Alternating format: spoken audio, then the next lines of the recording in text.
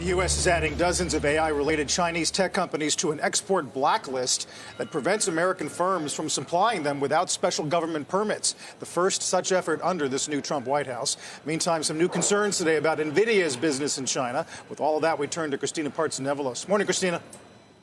Well, new energy-efficient regulations threaten to block Nvidia's H20 chips from the Chinese market, potentially jeopardizing up to 13% of its total 2025 revenues. This is according to the FT. Beijing's latest regulatory move puts Nvidia really in a strategic pressure cooker, also why you're seeing shares off almost 5%. The company must now consider radical chip redesigns to really improve energy efficiency, or they risk losing their foothold in one of the world's most competitive tech markets. Industry sources are revealing Nvidia is already developing a new chip for China specifically for that market with improved memory, possibly improved energy efficiency. Wells Fargo analysts remain confident, citing the company's proven track record of navigating geopolitical challenges. Quote, "It would be foolish to think Nvidia would not find a business solution for this new issue." But the real threat comes from domestic rivals like Huawei, who are positioning themselves as potential replacements, signaling China's rapidly advancing technological capabilities. At the center of this high-stakes drama is Nvidia's CEO, of course, Jensen Huang, who is preparing to meet with Chinese officials, according to the report. This is more than a business negotiation, though. It's a delicate diplomatic dance that really tests the boundaries of U.S.-China tech relations. And the stakes are definitely clear. Protect about $17 billion in market value, navigate geopolitical tensions, and maintain technological leadership in an increasingly competitive global landscape. Shares off now 5%, David. Yeah, we're keeping an eye on that. That continues to weaken. Thank you, Christina. According to a report, China's updated data center chip energy efficiency regulations may make it more difficult for Nvidia to penetrate a market that accounts for around $17.1 billion or 13% of the company's yearly sales. China is challenging Nvidia's flagship H20 processor by raising its energy efficiency standards for data center CPUs. The rule will restrict Nvidia's ability to sell into one of its most significant markets, since Beijing is pressuring local companies to utilize chips that meet updated environmental standards. According to reports, the H20 chip was developed specifically to meet U.S. export restrictions. Therefore, it does not meet China's new energy efficiency standards. This development puts Nvidia's ability to maintain its current national footprint in jeopardy. According to the Financial Times, China accounts for about $17.1 billion, or 13% of Nvidia's annual revenue. In response to the legislative changes, the Financial Times said that Nvidia is seeking to speak with high-level Chinese officials and is modifying the H20 chip to comply with the new rules. The regulation shift reflects growing tensions between the U.S. and China in the semiconductor business. As part of a broader industrial strategy, Chinese companies have been pushing the usage of older, domestically produced CPUs in AI systems. Despite their lack of power, these parts are more affordable and readily available, which enables local businesses to rely less on foreign suppliers. This legislative evolution exacerbates Nvidia's issues as geopolitical instability increases scrutiny and limits access for American chipmakers in global markets. The scenario highlights the strategic danger associated with the company's dependence on Chinese revenue, even though the local semiconductor industry accelerates its own growth. So, what implications does this have for Nvidia's stock? Let's explore that. But first, a big thank you to those of you who've stuck with us this far. Creating these videos takes significant effort and dedication, so if you're enjoying the content, please hit the like button, subscribe to our channel, and share your thoughts on Nvidia stock in the comments. Your support truly helps us grow. Now, let's get back to the video. Has the market gotten ahead of itself? Let's ask Fast Money friend Gene Munster. Gene, what do you think? Melissa, if you're an investor in the AI trade and present company included, I would be concerned about a recession. I would not be worried about Joe's bubble comments. That word obviously strikes people's attention, but I wouldn't be worried for a couple reasons. First, is that what they said, as you mentioned, that was back on February 20th about that build out being 3 times what they've had over the past or the next 3 years, equivalent to what they've done over the past 10. So consider that a month ago. They had some pretty bullish comments about the AI hardware infrastructure. And of course, what we heard from the hyperscalers at the end of January was that they accelerated from a 20% expectation growth to just above 40.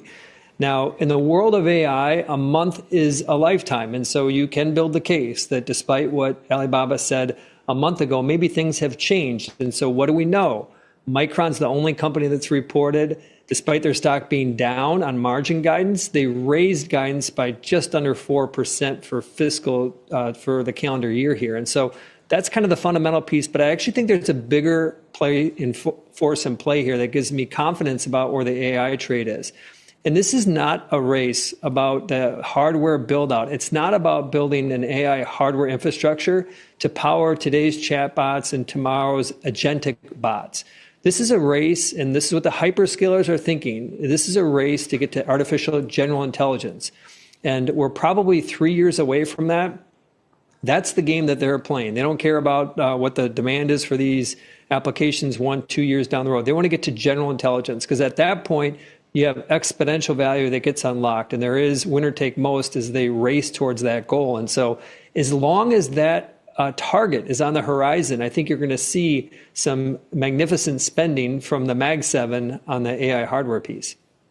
You know, Gene, when you talk about 3 years to AGI, I mean, it seems like an eternity, again, in this kind of generative AI trade. And I just wonder between now and then, and I'm probably one of these people, even though I'm the silver lining guy on the desk, I'd probably take the over in 3 years to AGI. So I guess my question to you is like these, what? AGI, can we explain that? It's basically general intelligence. It could be smarter than Guy Adami in 3 years. I thought tonight was the show.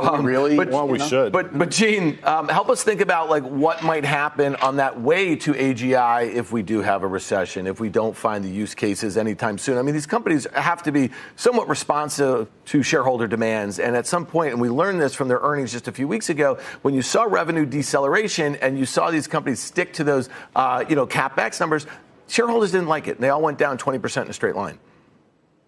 So I think there's going to be a difference between what happens to the AI stocks in that scenario if we get a recession versus what happens with the fundamentals in the hardware trade. So on the stocks, they'll go lower on a recession. Historically, that has been the catalyst that started the bursting of bubbles. If we even go back to the Tronics bubble in the 60s and 70s, that was the catalyst to that. And so, but your question is about what happens with the hardware piece, and will the hyperscalers basically pull back as they start to see, let's say we do go into a recession. And I think that it's reasonable to think there'll be some cuts to that, but I think that's probably some of the last places to get cut. I do believe what we've seen over the spending from the hyperscalers over the last couple of years is a sign that they believe if they don't make these investments, they could be irrelevant in the future. And so I think that intensity isn't going to change. I think, again, if there's a big pullback, they'll make some adjustments. But I think that the CapEx spending on the AI hardware piece is going to be relatively protected because of that big existential risk that they're facing. But, I mean, I understand that, a recession you think won't impact them. But why aren't DeepSeek moments, and I use plural, why don't they cause you to rethink how much the hyperscalers might spend or how much companies in general might spend? And not only do we have DeepSeek, but we also had Ant Financial saying that it used chips from Baba as well as Huawei to train an AI model that had comparable results to using an Nvidia chip for 20% less. Part of the reason is that when DeepSeek came out at the end of January, is that was known for the public at that point. But the hyperscalers knew about DeepSeek before that came out, probably knew about it for 6 months. And they were still through that period. There was a couple earnings revisions where they continued to ramp that up. And so essentially the substance of this is that if you believe that the hyperscalers are competent, if they're strategic, if they understand how this tech works, they're basically saying what they've said over the last 9 months is that they don't believe that, or they believe that the scaling laws will hold together, that to continue to move towards general intelligence, that what we saw with DeepSeek was more of a head fake than it was relative to the substance of getting there. And so all of these are use cases, these are powerful use cases for some what I would consider tier 2 AI use cases, like with DeepSeek. But to be at that front edge, again, that's where the spending is cutting that front edge. I think it's still going to be robust for the next. Semiconductors are solidifying their position as the cornerstone of next-generation digital infrastructure as the adoption of AI picks up speed. The rise of the semiconductor sector is anticipated to be further fueled by the growing demands of cloud service providers and hyperscalers, particularly with regard to managing AI workloads. Additionally, according to Markets and Markets, the AI servers that drive deep learning and real-time analytics, Gen AI smartphones with cutting-edge AI-integrated chips, and high-bandwidth memory, HBM, which is essential for AI accelerators and GPUs, are the main growth drivers for the semiconductor industry in 2025. The industry does, however, also confront significant obstacles, including as supply chain interruptions and changing regulatory environments that affect production costs, market accessibility, and overall expansion. Investors have been talking a lot about the semiconductor industry's cyclical nature and lingering issues like trade policies and tariffs. In an interview on the industry's demand outlook, Jordan Klein, managing director at Mizuho Securities, emphasized that semiconductor companies frequently predict market fundamentals 6 months ahead of time. Other markets, like memory, PCs, and industrial processors, are not providing big earnings surprises, despite the high demand for AI-driven businesses like Nvidia. In the meantime, software and fintech industries are becoming more and more popular with investors than semiconductors. Klein also expressed worries about a possible slowdown in 2025, pointing out that many investors are currently choosing to wait and see rather than make purchases in anticipation of short-term gains. Weaker segments might find it difficult to recover in the near future, while AI-driven semiconductor businesses are probably going to keep up their momentum. Klein's theory appears to be working so far. In 2025, the S&P Semiconductors Industry Index has dropped by almost 13%, far behind the roughly 3.5% decline of the S&P 500 as a whole. However, there is a bright side. Historically, stock prices of semiconductor companies have recovered when they begin reducing their earnings projections, since those reductions are sometimes already factored in. Long-term investors may be able to take advantage of these buying opportunities. The long-term forecast for semiconductors is still bright, despite recent setbacks. The demand for sophisticated chips will continue to be driven by AI, cloud computing, and HPC. Although cyclical downturns and regulatory obstacles may cause volatility, they also present opportunities for investors to purchase high-quality semiconductor stocks at reduced prices. Investors may be able to identify strong entry points in this dynamic business by monitoring earnings revisions and general market movements. To stay informed about the latest developments from Nvidia and the ever-changing stock market, consider subscribing to our investing tutorial channel. We provide daily updates on significant market shifts and key catalysts, so hit that subscribe button to ensure you never miss crucial information. We'd love to hear your thoughts on Nvidia stock, so please share your opinions in the comments below. Now, let's dive into today's video. It's time now for today's strategy session. Investors searching for direction with both bullish and bearish calls coming out here. You got Barclays cutting their S&P price target for the year amid tariffs and weakening economic survey data. And then on the bullish side, some analysts coming out saying the market is ripe for a near-term rebound and it's time to halt the sell the rally mentality. Joining us now to make sense of it all, Marvin Lowe, State Street's senior global macro strategist. Marvin, so excited to chat with you because a lot of uncertainty at the moment here. I talked about the bearish and bullish calls. Where are you finding clarity in this moment? You know what? I think that we're getting comfortable that the market is starting to understand all the different outcomes around trade and tariff. And I think that's why we're talking about volatility potentially coming down. So, we started the year and we really didn't know what direction the whole trade discussion was going to go. It probably went in a much more bearish direction than maybe some of the folks expected, particularly if they were thinking we were going to get a 2018 repeat, if you will. Yeah. But now, we've certainly been exposed to so many different outcomes that we've incorporated it in. And what we're seeing is that there's less real discussion about tariffs in terms of what the economic impact could be. We've kind of evaluated it all, but we still are waiting to figure out exactly what direction it's going. And during that period, we had a lot of volatility. We had a lot of position squaring, which means that you've got a lot of folks that are now neutral, waiting to go one direction or the other. How do you, I guess, run the calculus around both what you're mentioning and what's coming out of Washington, D.C., and, just the fire hose of different actions and moves that have been talked about where we're waiting for more clarity with what we've also seen in past technological cycles that has played out in the market too. The dot-com bubble, the cloud move as well, where there's a lot of growth into some of those valuations that investors wait for. And so the confluence of the conjunction or the intersection of those things, how are you kind of running the calculus? I mean, for me, all this disruptive technology, all these trade advances, it's a long-term play. I mean, certainly there are winners within a short term. Thematically, you get companies that look explosive and ultimately don't deliver. And that's the risk. I mean, it's a very high risk kind of environment that you're working at from that perspective. But real disruptive technology. Think about .com, if you will, or .bomb, if you want to call it.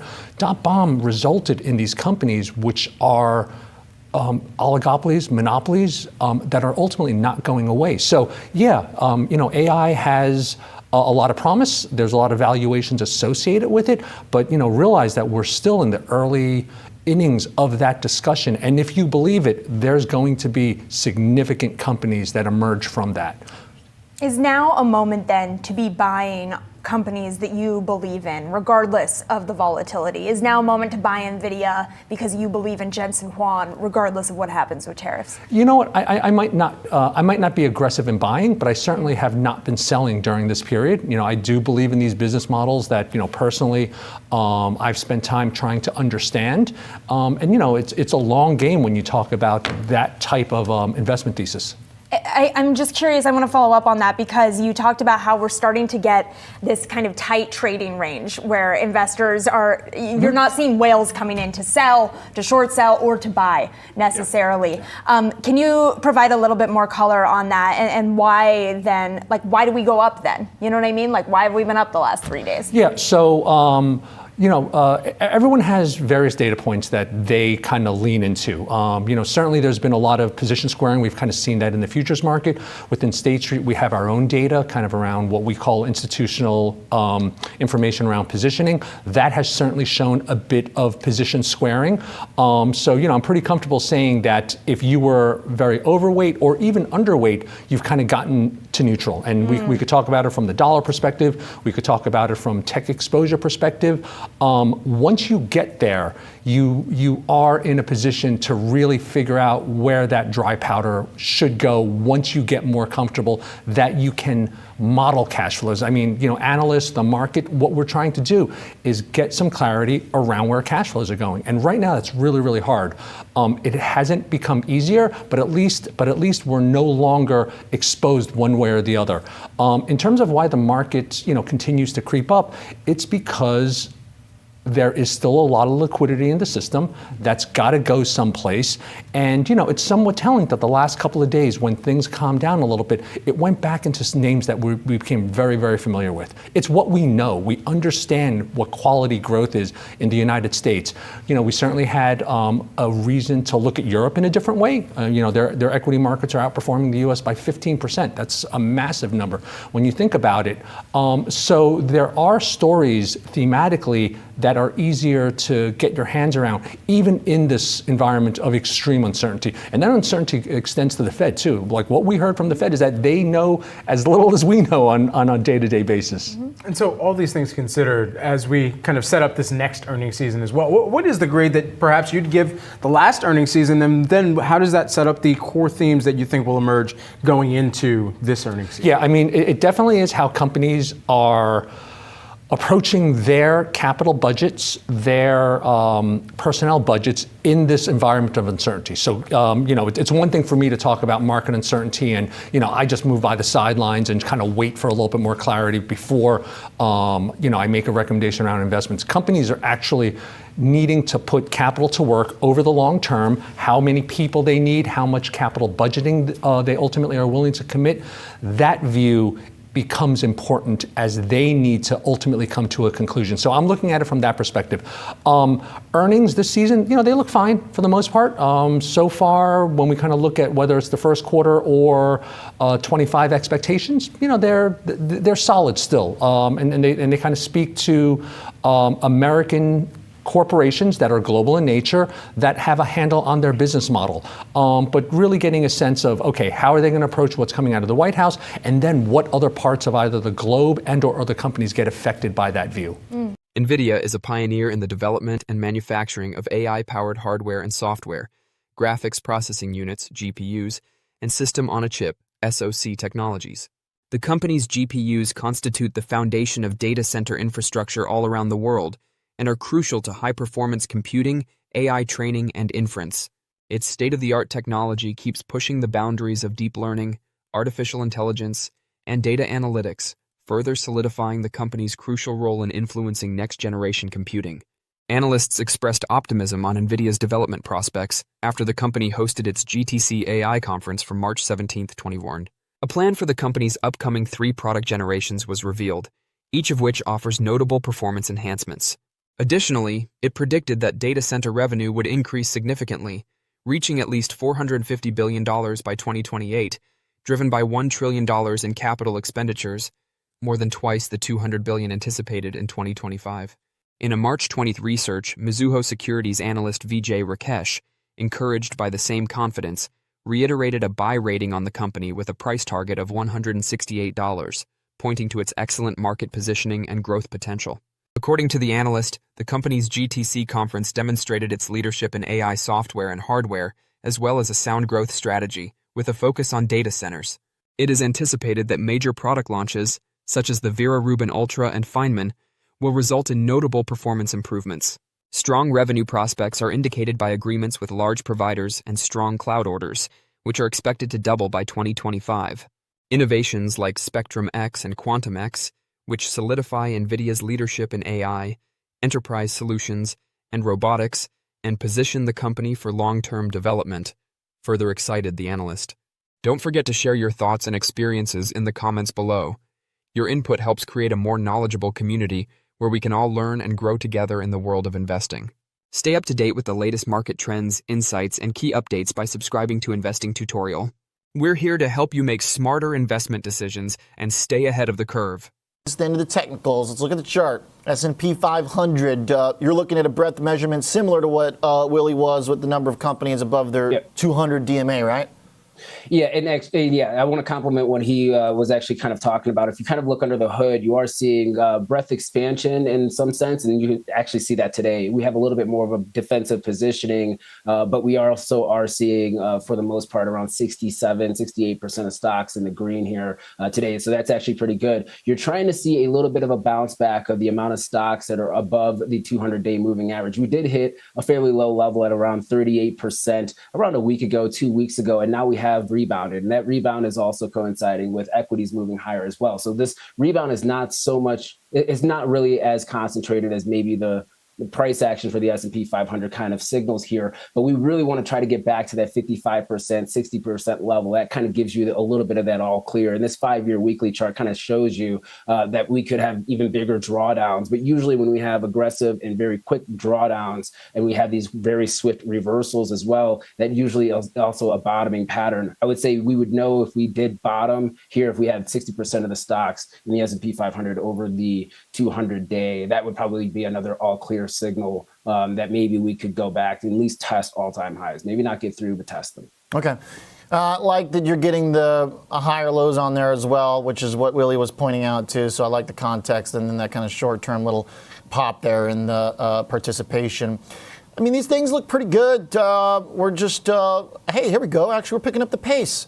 What else we got, KG? Hit me with some, because we're buying stocks here now. Yeah, okay, there you go. So intraday, I'm kind of looking at a couple of levels, 57.75. So basically what we are testing right now is going to be a key level of resistance. We want to try to break through that. I did not put 5,800 on there, but obviously there is going to be another area of resistance to the upside. Could also be a little bit of pen risk, but we continue to see flows at the 58.20, 58.25 strike to the upside. So be mindful of that if you do believe that we are going to be able to continue this move in the green here. Any type of fundamental breakdown, 57.25 is kind of what I'm looking at. Knowing that we just don't have that much economic data left for today, I think this is going to be really news driven. I would not be surprised if we still see a little bit of a compressed market. And even if we get to 58.20, I would still consider that to be, for the most part, compressed or compression for right now. A little bit of a breakout, but nothing that really signals a massive breakout to the upside here. And we're still kind of contending with this channel line on the daily chart here. We're basically testing that as an area of resistance that aligns to about 57.75, 57.80. Want to break above that 5800, and then obviously getting above that 58.50, 58.60 for me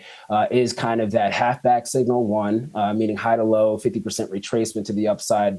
That means that we're kind of balanced from the bull and bear standpoint. And then that also makes us not only have a higher low, but also a relative higher high based on that downtrend that we've seen. So everything's kind of looking good for now. We just still want to see some advancing stocks. MACD is still in a bullish formation. RSI is still making higher highs, higher lows ever since the lows here. So everything internally looks pretty decent for now until, once again, price action changes. And if we do see a stalling out or a compression of a week or so, next week is pretty much a nothing burger. I think you get a little bit more concerns that buyers are selling into strength and sellers might be getting back into the market. Okay. So far, it looks like sellers are having a hard time keeping equities down. We're perking up a little bit here. So we'll see if we can push through that 57.75. Like that green area is maybe a place to look for 58.20. Dan Ives, a famous Wedbush analyst, had a lot of optimism in Nvidia. According to Ives, Nvidia's market capitalization has the potential to grow from its current $2.8 trillion to $5 trillion. According to the analyst, the use cases for its products are exploding, and developers' feedback about Nvidia's products is off the charts. He said that Nvidia owns AI from a chip perspective, and argued that the chip giant's holy grail will be physical AI, as evidenced by robotics and driverless cars. Ives described Nvidia's shares as inexpensive, noting that the company is only in the third year of a 10-year climb. As cloud behemoths Amazon, Google, Meta, and Microsoft grab as many of its data center chips as they can, Nvidia keeps riding the AI wave. Even if the chip company's stock has lost 10% so far this year, it has increased 27% in the last 12 months and more than 700% since 2023. Additionally, revenue is skyrocketing, rising from $27 billion in fiscal 2023 to $130 billion in fiscal 2025. However, Nvidia CEO Jensen Huang argued repeatedly for the company's next big AI innovation, robotics, during last week's GTC conference. Huang wants to expand what he refers to as physical AI, such as self-driving cars and humanoid robots, by leveraging Nvidia's expertise in digital AI. When it comes to robotics safety, we are world-class. During a press briefing at the conference, the CEO stated, "I think this expertise is going to pay off big someday. For the past 10 years, we have been making investments in this field. For us, it's already a multi-billion-dollar enterprise, and I believe this will rank among the company's biggest operations in the long run," Huang continued.